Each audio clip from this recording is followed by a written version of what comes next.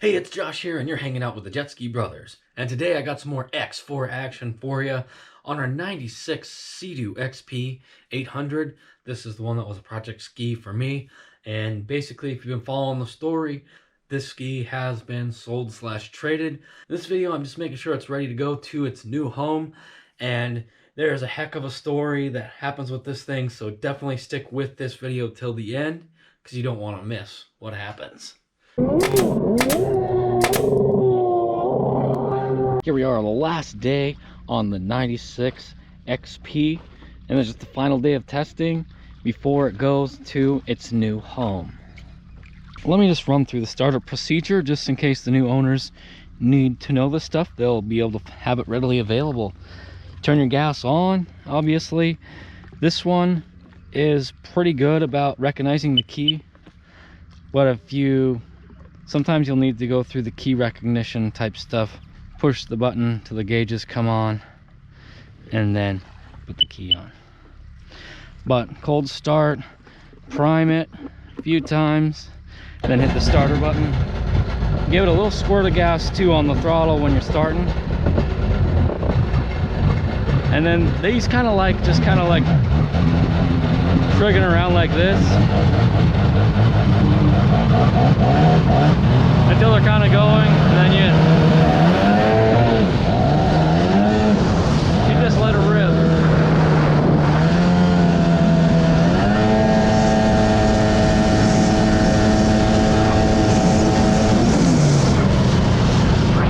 But she's all tuned up nice, running good. This is just to make sure that it's gonna work good. And right now we're low fuel, so I'm gonna have to go put some gas in it. On this setup, if the oil light does come on, you do need to put oil in the oil tank, even though you're pre-mixing, because on the Seadoos, the oil tank or the oil injection system does more than mix the fuel. So we're not having it mix the fuel in oil anymore. That's why you're pre-mixing. But that oil still lubricates some bearings and gears in the bottom end of the motor, and it's only on these Rotax Seadoo engines that it does that. So like if it was a Yamaha and you switch to premix, you wouldn't even have to worry about it. But hey, that just is the way that is. Well, let me just finish up some of like the starting procedure type stuff.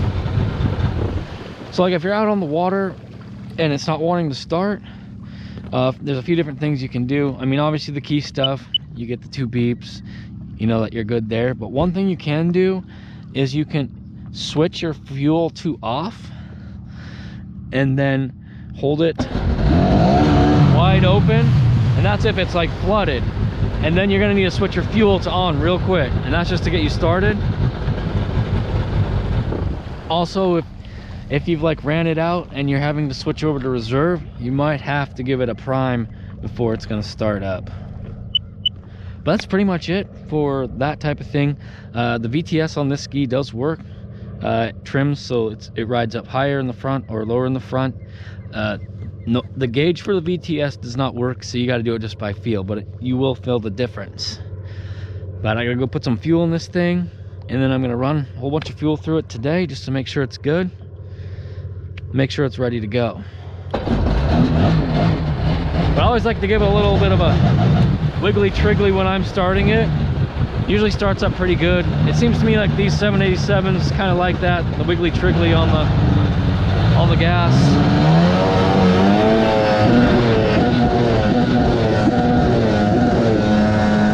See right there, I just trimmed it down so that it wasn't bouncing. But I do have the fuel light on for low fuel, so I gotta go get some fuel in this thing.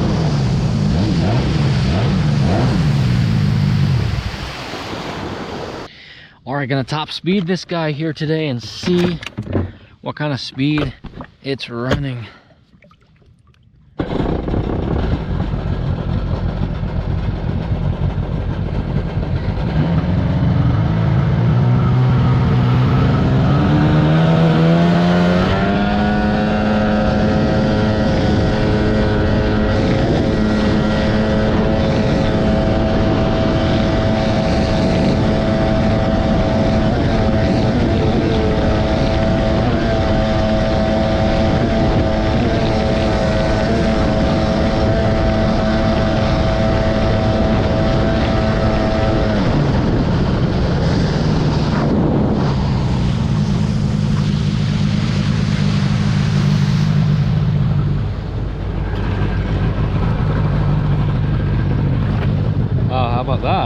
52.3.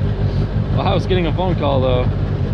This thing can go faster. 52.3 miles per hour is a little bit slower than I would expect from a Seadoo XP 800. Actually going to be finding something that makes this ski go a little bit faster and speed run it a little bit later in the video. The fuel gauge, that's kind of being weird. I don't know if it's... The fuel gauge is definitely a little bit weird. It was saying I had no fuel even after I put 5 gallons into it. And now it's saying like, I don't know, a third of a tank, even though it's probably more like 3/4 or a half. But she's been running great, so I'm pretty pleased about that. Always starts right up. So, love it. We're going, me and my dad, we're doing a little bit of a tour about...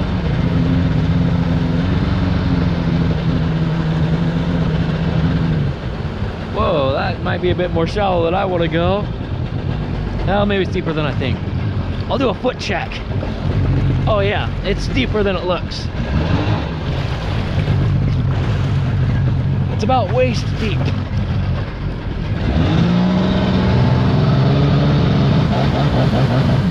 Oh, there's grass there though. Where is he taking us?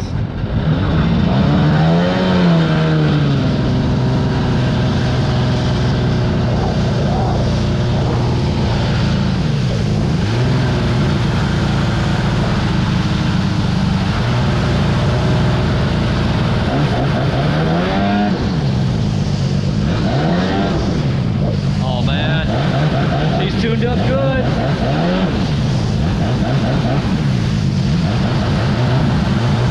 Honestly, the top speed on this one isn't quite as fast as the other one was, and that could be for a few reasons.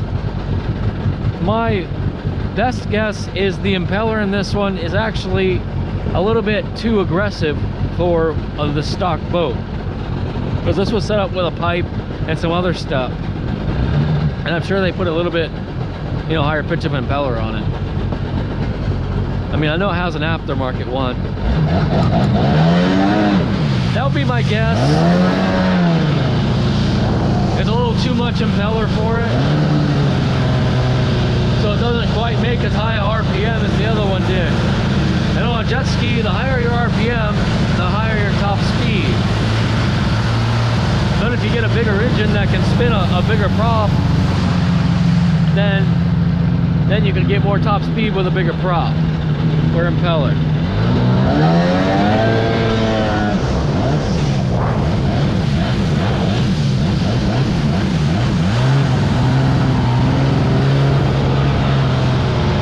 But just cruising around, water is fantastic today.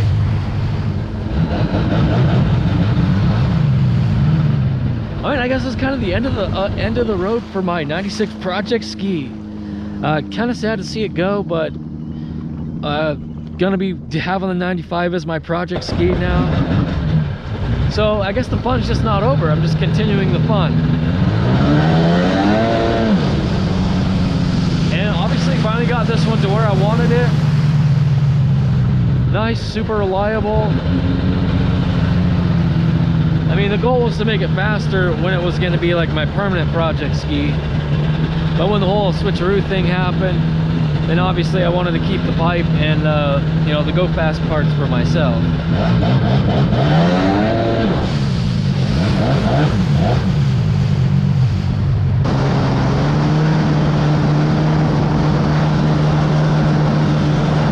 Trying to dodge the seaweed clumps. You don't want seaweed going in the pump. If it gets in the cooling lines, it'll plug everything up and make the engine overheat.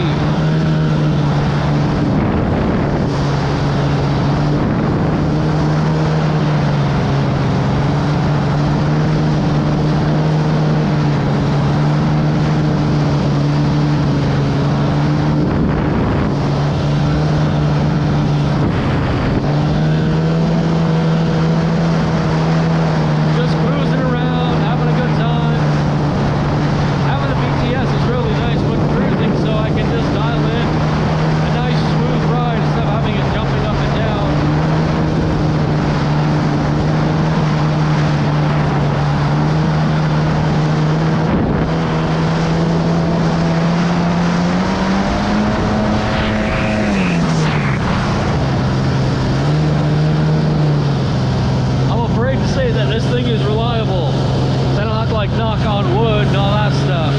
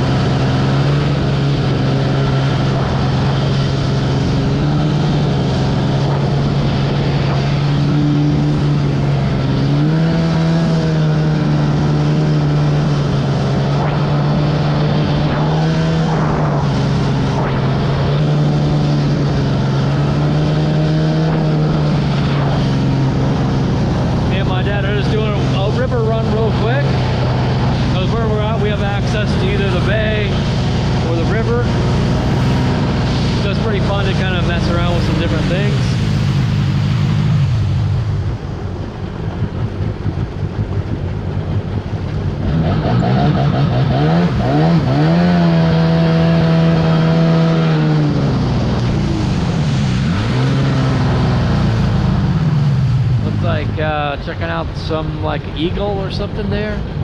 There's actually a whole bunch of, well, anyway, last year there was tons of eagles in this area. It's all over the place. Not that that really matters, but hey, there's some extra info for you.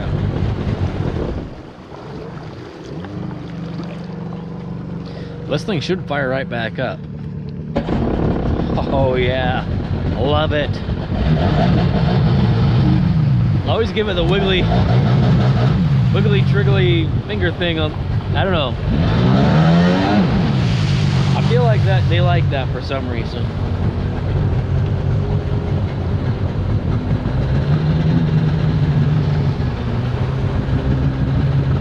Yeah, sometimes gotta wiggle on the throttle a little bit when it's trying to start it.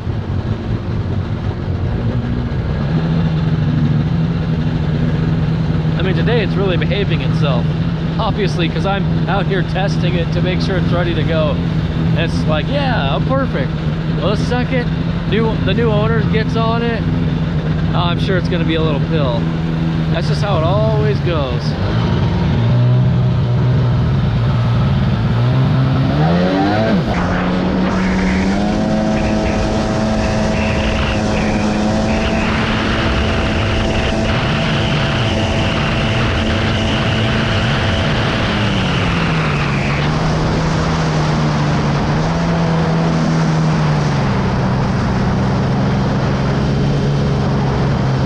Had a revelation on this thing, and I was saying that it's slower than the other one, blah blah blah, and I thought it was kind of odd, and I realized it looked like a little bit of slack here, so I hold it wide, went down there with hand and opened it up more. So this thing is never actually going full throttle, so I'm gonna make an adjustment.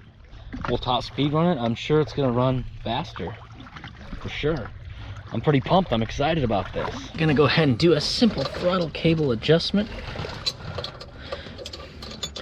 Just two 10mm wrenches.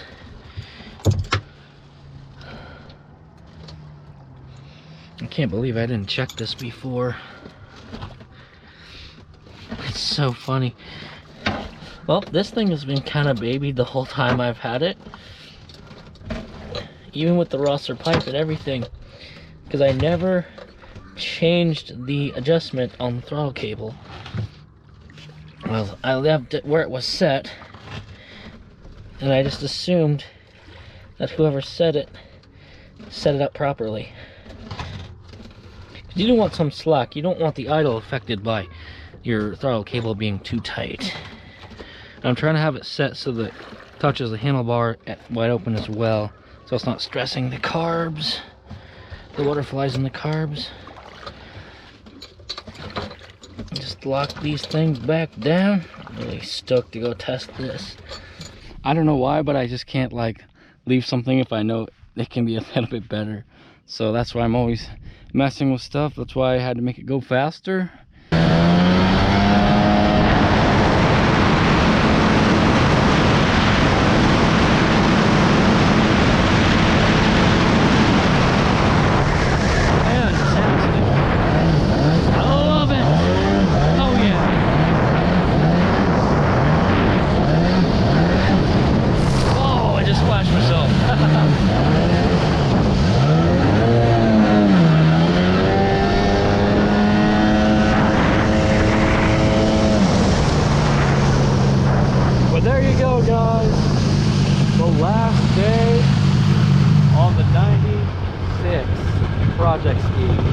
just ran 55 miles per hour, and before this was in the low 50s. So basically, I think it's pretty good.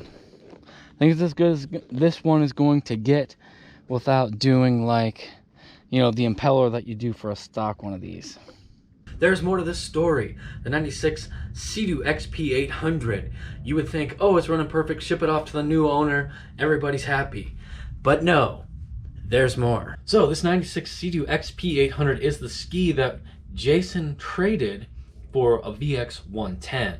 So after we were done here on the Seadoo XP800, it did go to its new owners. But there's more to this story. After a few days with the new owners, the starter goes bad on the Seadoo XP. So Jason goes ahead and goes and replaces the starter for him. Starts right up, runs good, no problem. Then not too long after that, I actually stopped by to check in with those guys, and they were having trouble getting the thing running. Spark plug's fouled, battery is almost drained, what have you. So that little problem cropped up, but after they got that sorted out, the starter actually broke again. So they decided that this ski was a little bit too much for them to handle, what with you needing to be nearly a full-time mechanic to keep one of these old Seadoos running. So basically what we're going to do is Jason is going to fix the VX110 for them, their original ski, and they're just going to pay him to fix that ski. And, you know, that's fine. We'll sort the Seadoo XP800 out. And actually we already have done that, and it is available for sale. Basically the actual starter shaft broke this last time. Just ridiculous. But it goes to show that the cheap starters for these things are just terrible. So that Seadoo XP800 is available for purchase if you are wanting it. Oh, this would be a great time for me to tell you how much it costs, but I literally don't remember. If you're interested, just comment below. I'll try to make Jason get in there and tell you how much he wants for it.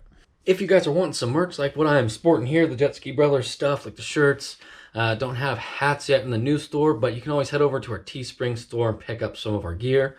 If you guys need some parts for your old school skis, you can always head over to vintagejetski.com, use promo code JetSkiBrothers for your 5% discount. It also shows them that we sent you over there. Got a little tongue twisted there. We got some really cool stuff coming up, so you're definitely going to want to stick with us. We will be rolling out the legend itself, the Sea Rats, coming on Sunday. Also, later this week, we're going to show a video on the VX110 that I briefly talked about. So we're going to do some stuff with that as well. So keep it locked in here to JetSki Brothers, because you do not want to miss what happens next.